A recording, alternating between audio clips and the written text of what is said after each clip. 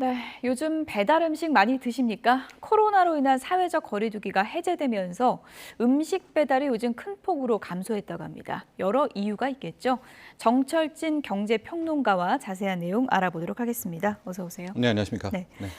뭐 배달 음식계에서는 올 것이 왔다 이런 얘기도 한다고 합니다. 아무래도 이제 밖으로 나가서 먹을 수가 있으니까 배달 시켜 먹는 분들 많이 줄었겠죠? 네, 그렇습니다. 일단 코로나19가 잠잠해졌다는 게 가장 큰 이유이기도 예. 하고요.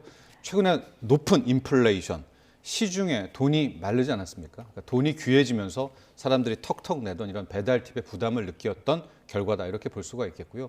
우리가 이 배달 거래, 특히 온라인 음식 거래가 30조 시장 될 거다, 30조 시장 될 거다 했었거든요. 예. 그런데 일단 20조에서 완전히 멈춰져 있고요. 지금 나온 표는 이제 이용자 수가 먼저 나왔네요. 예. 그러니까 3천만 명 시대 열었다라고 해서 막 대대적으로 보도를 예. 했는데 불과 1년 만에 뭐 핵심 저기 나온 세 곳의 배달 플랫폼에서 예. 3천만 명 이용자가 또 깨졌습니다.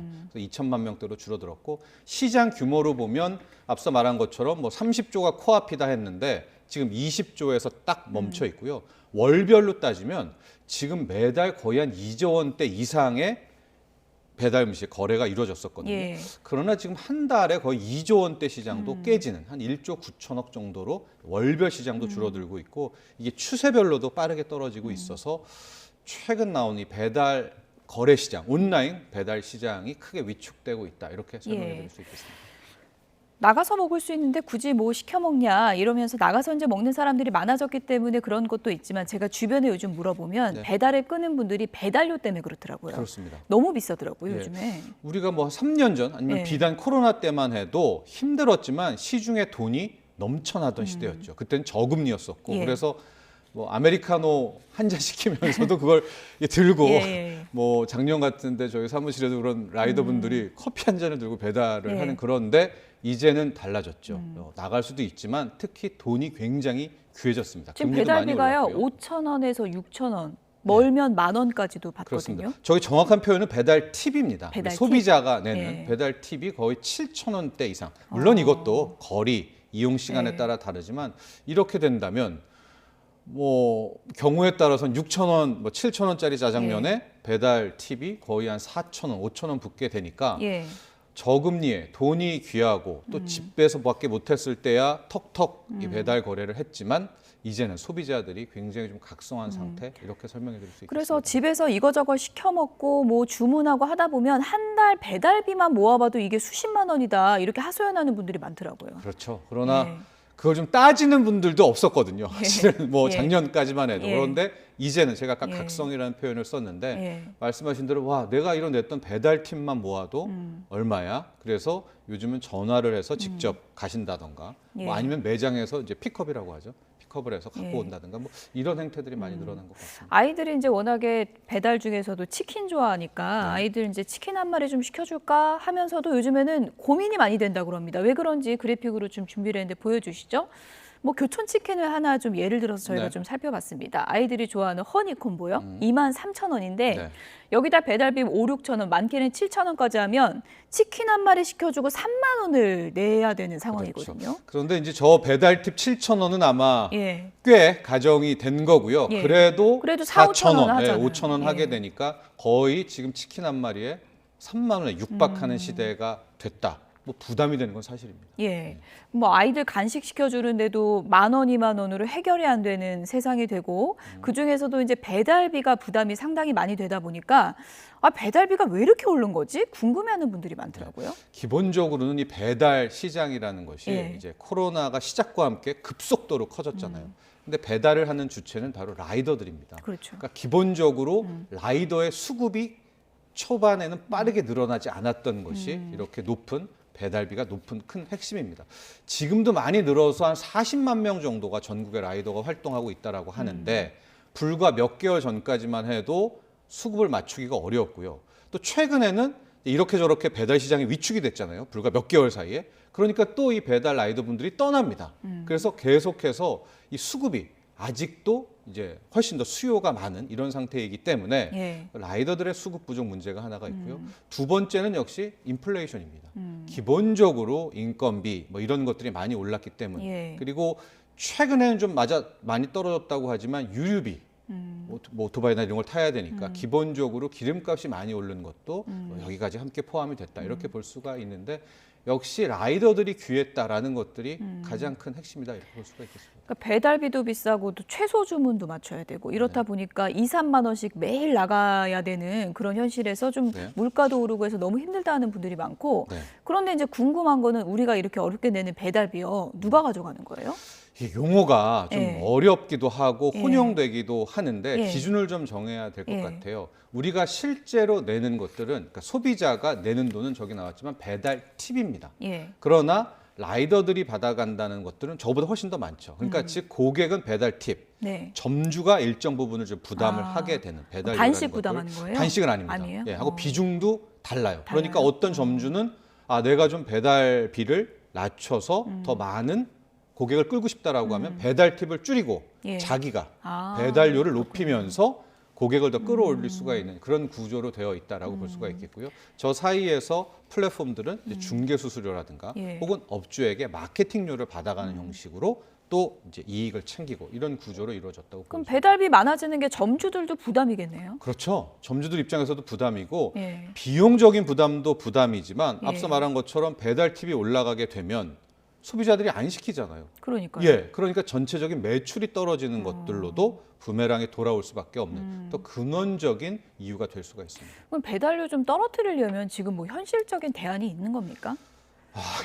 현재로서는 그렇죠. 예, 예. 되게 힘든 부분입니다. 왜냐하면 우리 소비자가 내는 배달 팁을 낮추려면 당연히 점주들, 소상공인분들이 더 많은 부담을 져야 되는데 이거 역시도 견뎌내기가 어렵겠죠. 그렇죠. 그러면 그것을 라이더가 아예 소위 말하는 받아가는 배달비를 낮춰서 희생해야 되냐. 근데 라이더분들도 지금 오히려 더 올려달라고 하고 있거든요. 이제 최근에 여러 가지 인플레와 물가 상승에 지금보다 맞춰 더요? 예, 예. 지금보다도 올려달라고 하고 있고.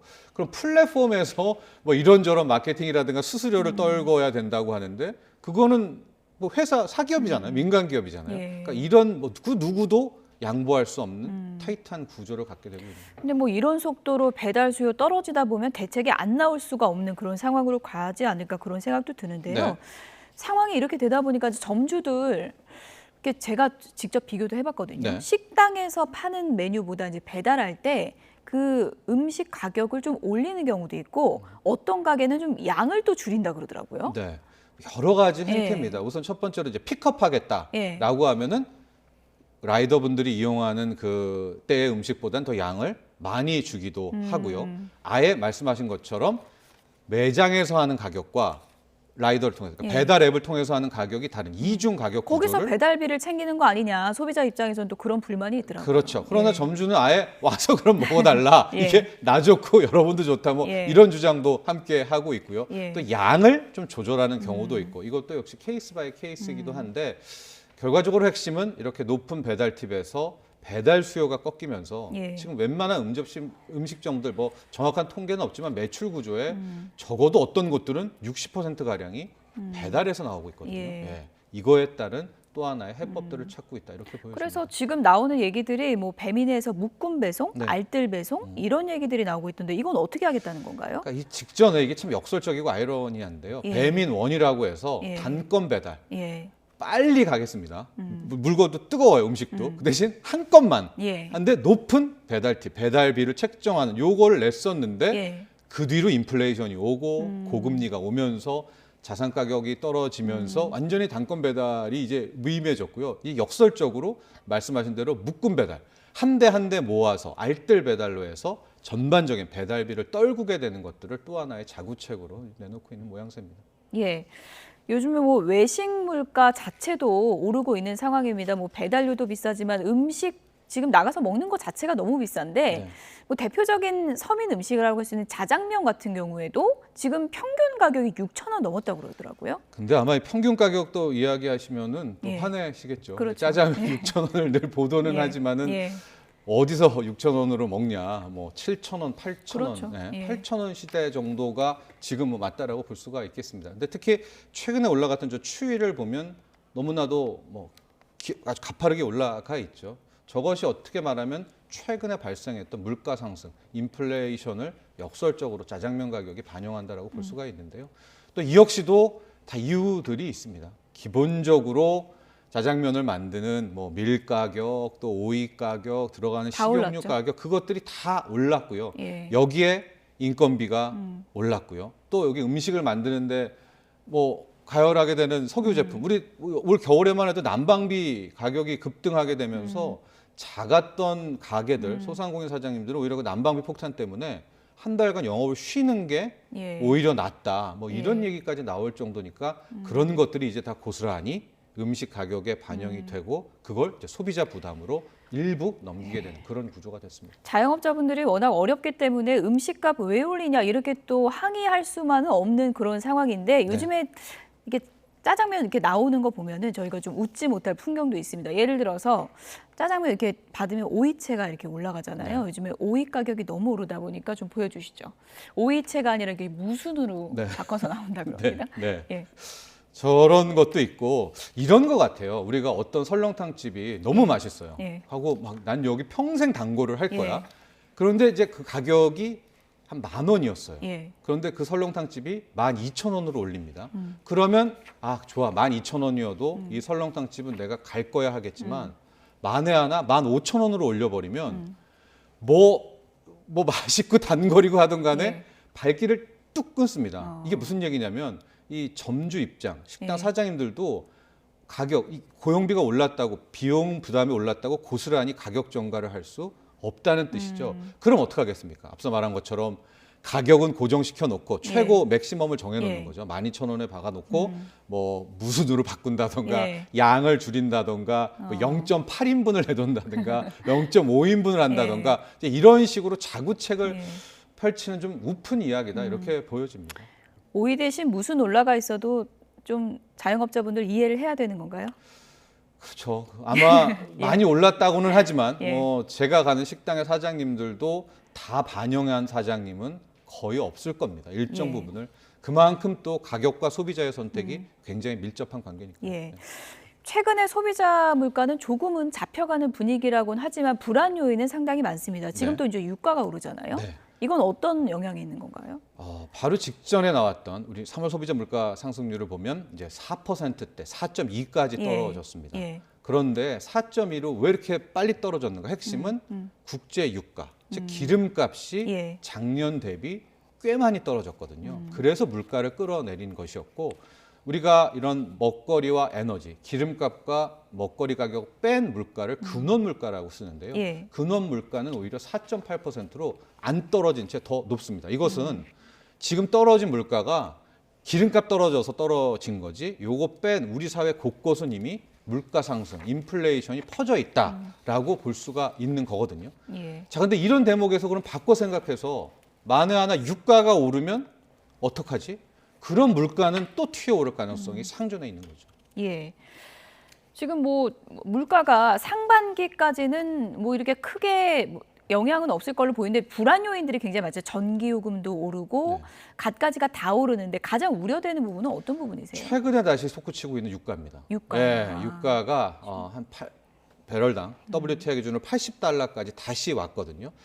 80달러 선까지만 지켜주면 괜찮은데 이게 85, 90 그 이상을 넘어가 버리면 우리가 작년에는 지금 표 나오지만 저 유가가 120달러까지 갔었어요. 그때 정말 피크를 찍었었는데 네. 그러면 유가가 튀어오르기 시작하면 물가는 안 떨어지죠. 전년 대비 거의 기름값이 기본적이니까요. 예. 자, 그렇게 되면 일단 물가가 오르는데 최근에 정부에서 전기요금, 가스요금을 인상을 유보하면서 국민들 편의도 이야기했지만 최근에 원자재 가격이 떨어지고 있다. 이거 좀 지켜보자라고 해서 유보를 한 거거든요. 예. 근데 유가가 다시 오른다. 어. 그럼 전기요금 안 올렸던 거 대비 예. 더 훨씬 더 올려야 되는 정말 큰 대가를 치르게 되거든요.